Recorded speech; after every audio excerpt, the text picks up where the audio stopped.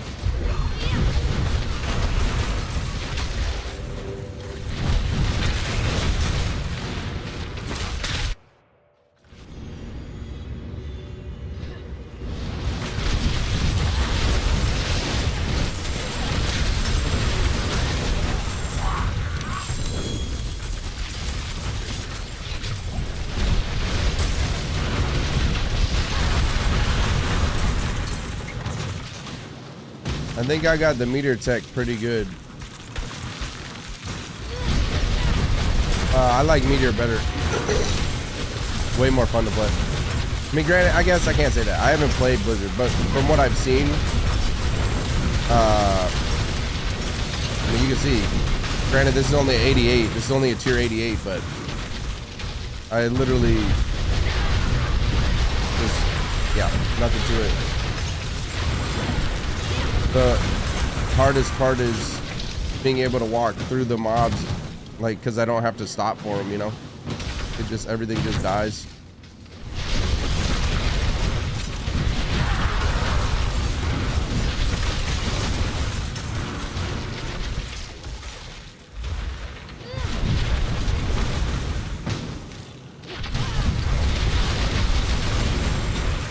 But it's just more efficient to run.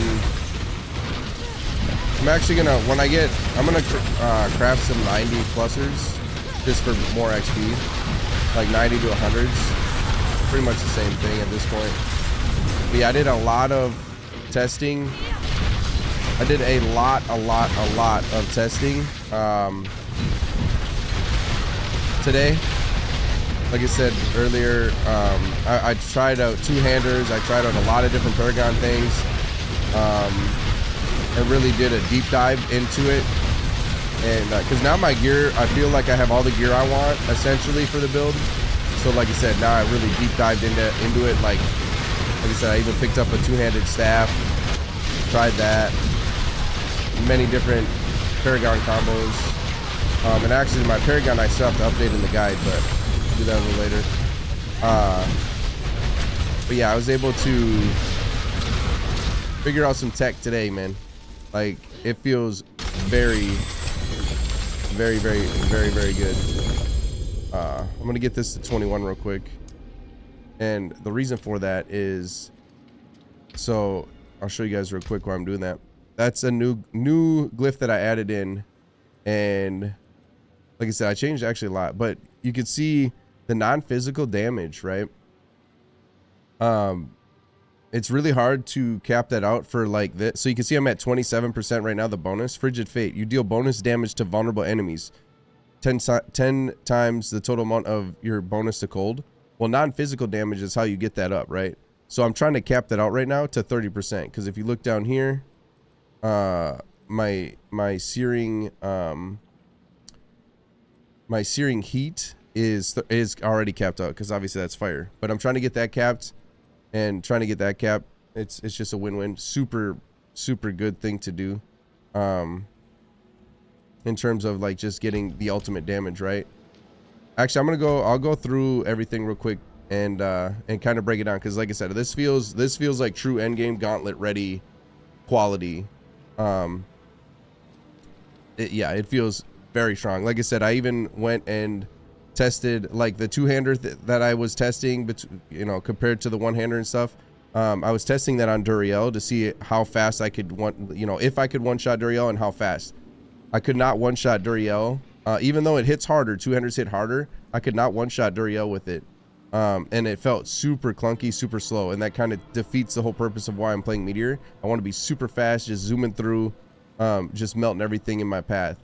And you kind of do that with the two-hander, just slower, right? It just feels a lot slower overall. Like literally everything about it feels slower. Hits harder, numbers are technically bigger, but there's less meteors, so actually it's less damage, I think, through my testing, right? And I did quite a bit of testing today on it all, but I'm able to one-shot Duriel pretty easily with this current, the way it currently is, and honestly, I didn't think so, but X-Fall has actually contributed to that. I had a ring to my stash now, but I had crit chance, crit damage, lucky hit, and I think max life on it with elemental, a perfect rolled elementalist. So it was actually, the way I had it set up initially is I was going for 100% crit chance. Like literally you can get 100% crit chance with this build because I'm not using any caster. I'm always full mana. I'm using no mana. I'm all cooldowns.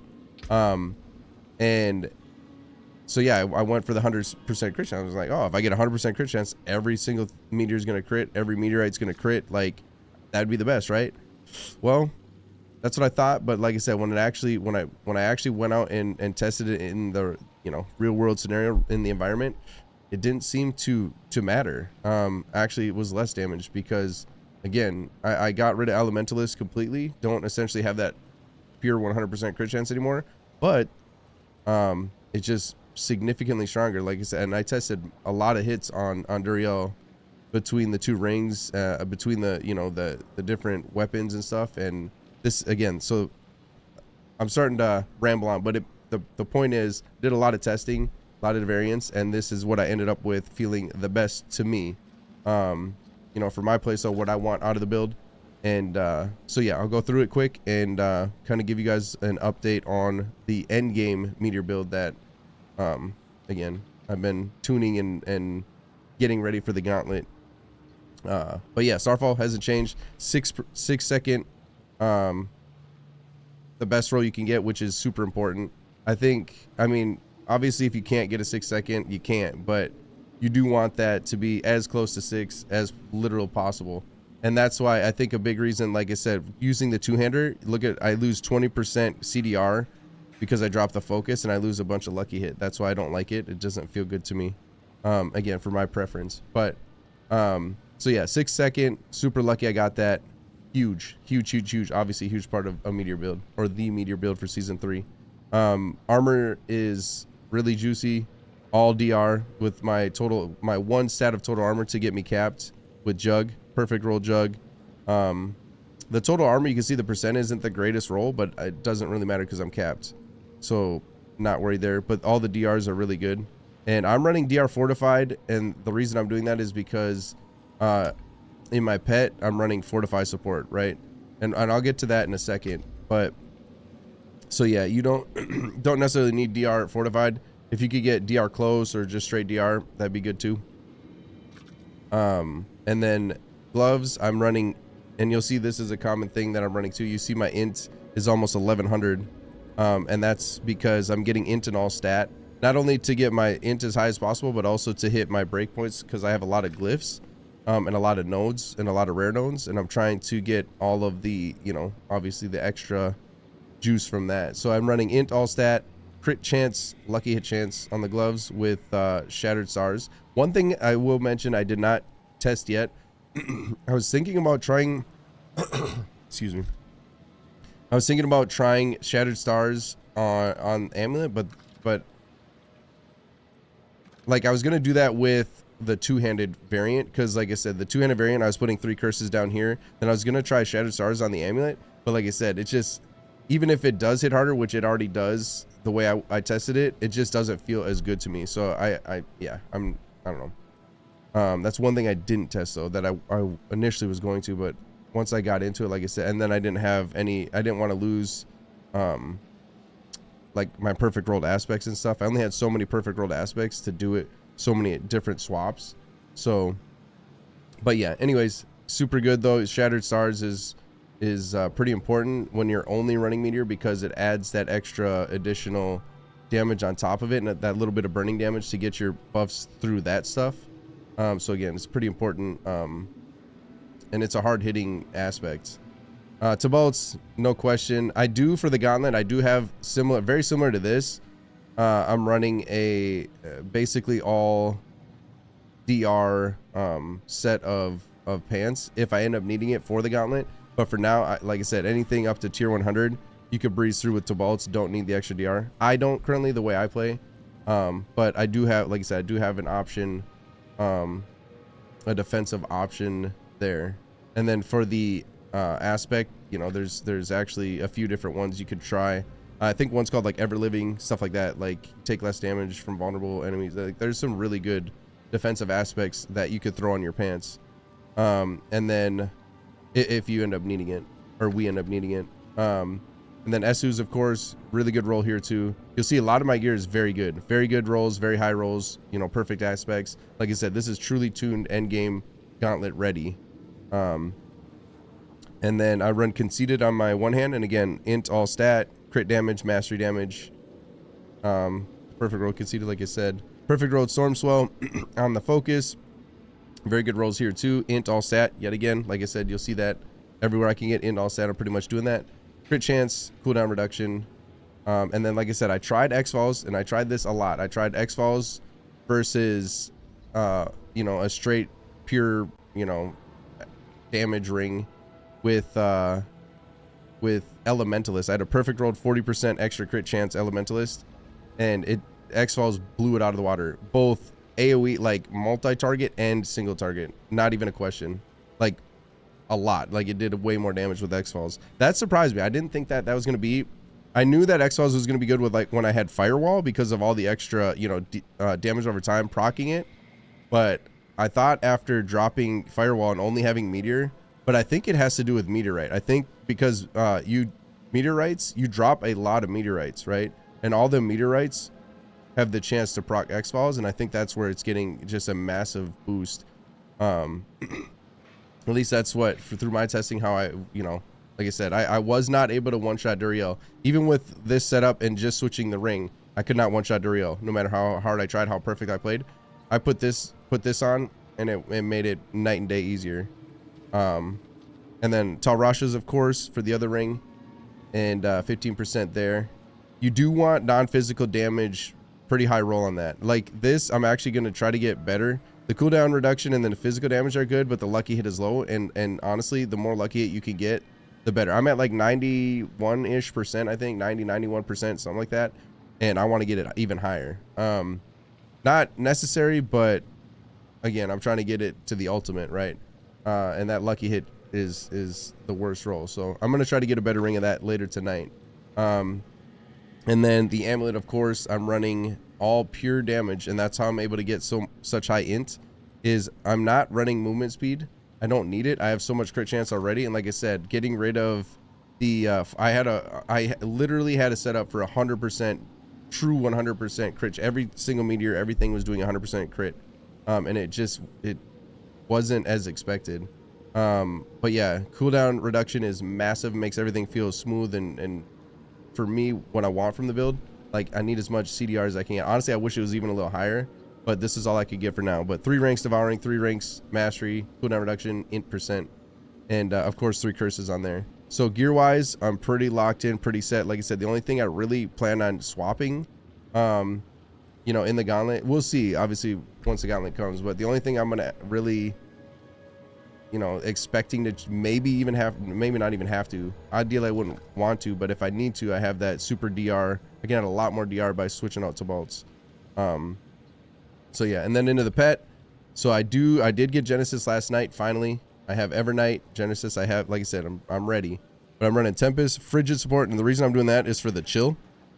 It adds chill, and then Fortify, and again Evernight, and then Duration Tactical, of course, Genesis to get the 100% uptime 50 times. So pretty simple there. And then for my enchantments, I'm running Ice Blades for more CDR, and Meteor, of course, and then the actual juice is in the Paragon. The super juice comes here, and again, so did a lot of testing with this today as well, and this is what I came to. Let me make sure I don't get kicked out here. And I'll just go through this quick, but anybody watching this on YouTube, just go in the comments. I always all my guides I pin in the comments the actual guide, direct link for the actual guide. So, but I'll go through it pretty quick here. So I'm running Elementalist first. Again, more non-physical damage. and I explained why I'm trying to get that everywhere I can earlier to cap out the frigid node and the searing heat. Searing heat's pretty easy, but the frigid one is a little difficult.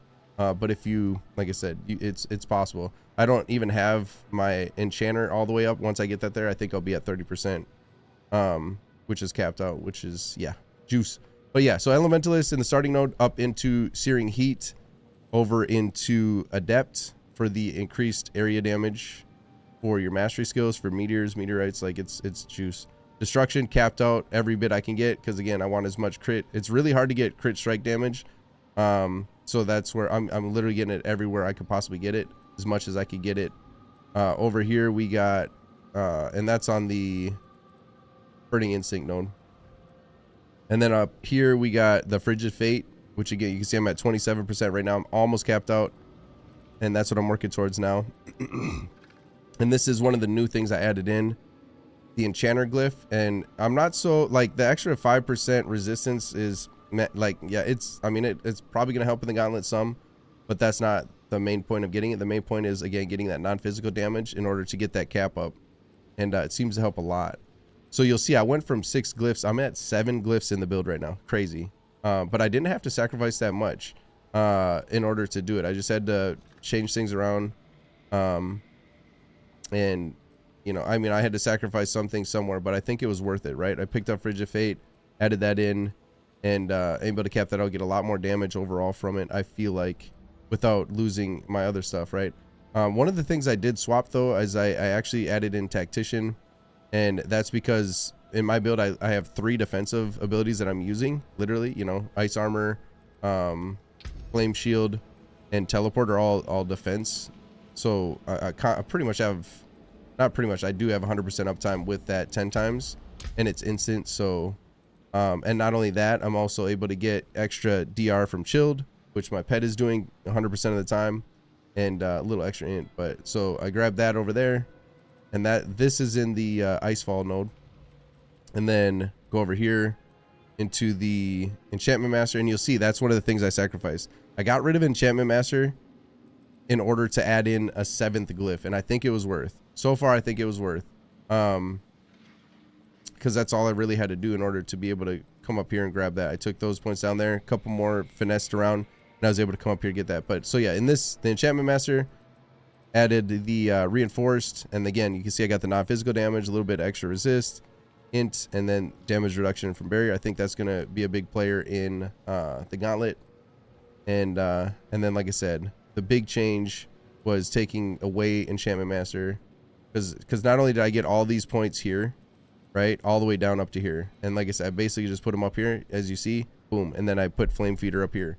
So I was able to keep essentially everything I had before, and add in a way to cap out frigid fate, you know, through adding in enchanter. So it sounds like it's not that big of a change, but in order to make that possible, it was kind of a big change. Like I had to finesse stuff, because again, I want to keep, you know, my destruction glyph maxed out, and you see I kind of weaved over here to get more non-physical damage. Like I had to finesse a lot in order to actually get the capped out frigid fate. And like I said, it's only 27 now, but I'm not quite done yet, right? I got to still level the glyph, finish that off, and I can still get more points over here, because I only have 55 of a potential 70. So for sure I'm going to be able to cap this out.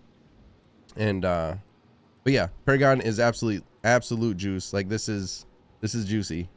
I love my Paragons. My Paragons are always one of the staples of, like, I don't know, I just feel like in the game you put a lot of effort into your Paragons, and it pays off well. Like the Paragons are so powerful when you get the right combo, and it's kind of like a game of chess almost in the game. It's like, how can I fit this, or how can I reach this, how can I get this without losing, you know? And I'm pretty happy with this. It looks a little wild, right? Like it does look wild, but it's juicy. And then for skill tree, we just got, you know, the 2 up here. You could do it however you want just to get down here. These don't matter. And then we cap out dominance, of course. Come down here, one in flame shield. Grab your teleport over into shimmering. Cap out glass cannon. 2 in attunement, because it's just an overflow point. Otherwise, you only really need 1 there. But I just have an overflow. Put it there. Ice armor, nothing else. So flame shield and ice armor, you just get those, you know, generic. You don't need any extras on them. Down here you cap out align the elements, protection, and precision magic all maxed out. You go over here, ice blades into summoned ice blades, lightning spear into invoked, and then cap out the conjuration mastery. Cap out icy veil for the extra barrier time. Cap out meteor, of course, into I like mages. Some people get immobilized because, you know, when you're running devouring blaze, you want them immobilized, but that's where I just cap out crippling flames, and it seems to work just fine for me. Just because I like the feel of it being super fast, speed, you know, speed clear, fast, super zoom, you know, and mage's meteor feels better to me in that sense. So I prefer that. And then, like I said, devouring blaze, huge. That's one of the things on the amulet, of course. Inner flames max, crippling flames again maxed. Over into, I get one here to be able to cap out Hoarfrost, because again, we're chilling everything. Another nice damage boost there over into Esus. So again, this is the end game, true end game, gauntlet ready. You know, I'm probably still gonna be testing some things here and there, but this feels very strong, very good. Last couple days I spent a lot of time in actually tuning as much as I could. Like I said, last night I got Genesis. That was a big part of getting to the final phase of the true end game meteor build. And again, this is all super fast zoom, speed clear, tier 100, super easy. You know, I have so much survivability in the build too. It's wild. Like I can kill Son of Mal. I think I've only so far I think the only Son of Mal, like the highest one I've successfully killed is in a tier 90, just because that's the highest I've found him in, and I was able to kill him, you know, not definitely not one shot like a barb, but you could kill him pretty quickly without much effort, as long as you have your barrier up. If you lose your barrier though, he will one shot you, but as long as you have barrier up, you're not going to die. And that's where, again, that CDR makes a big difference. I can't stress enough how much better the one-hander setup felt for me for what I'm trying to do. But yeah, let's look at that 3.3 second cooldown on meteor, absolutely crazy. And then when you got the enchantment for the ice blades, it make like it's just endless. It's so awesome. I love it. This is probably the most fun build I've played in the game so far, right here. But yeah, hopefully, is that everything? Enchantment, skills, paragon, gear, pet, that should be everything. If I forgot something, like I said, it'll definitely be in the build guide pinned in the comment section, for anybody watching on YouTube. And if you are watching on YouTube, make sure to check out the streams on Twitch, twitch.tv/Merkadis. Come kick it, hang out, and yeah, I will be playing. I have a lot of different guides. Like I'm kind of a main necromancer. That's my true, like, I like the most. I don't know, Sork is pretty fun though. But Barb, like, I'll be playing everything, and anything I play, I'll be making guides for to level them and end game. So from season to season. So, but yeah, hopefully it helps y'all out. Hopefully you guys have as much fun with it as I've been having with it. And good luck to y'all in the gauntlet. Much love, and yeah, I'll see you guys again real soon.